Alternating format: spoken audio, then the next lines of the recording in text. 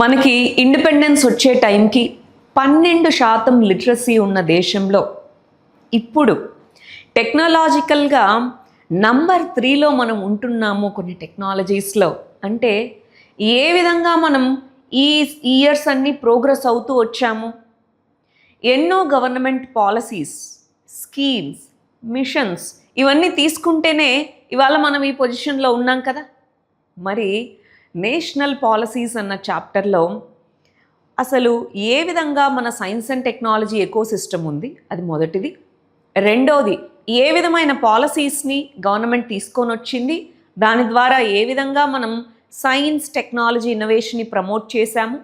Technology machines అవి ఏంటి, అవి ఎన్ని ఉన్నాయి, వాటిలో ఏమేం చర్యలు తీసుకున్నాము, ఇప్పుడు ప్రస్తుతం మనం ఇంప్లిమెంట్ చేస్తున్నటువంటి national technology, science, innovation machines ఏంటి, ఇవి తెలుసుకున్నాక ఎవ్రీడే లైఫ్లో ఏ విధంగా సైన్స్ టెక్నాలజీని మనం యూస్ చేస్తున్నాము అన్ని రంగాల్లో, ఎడ్యుకేషన్, హెల్త్. ఇప్పుడు మీరు చూస్తున్న వీడియో ఈజ్ అన్ అప్లికేషన్ కదా, science technology application in education.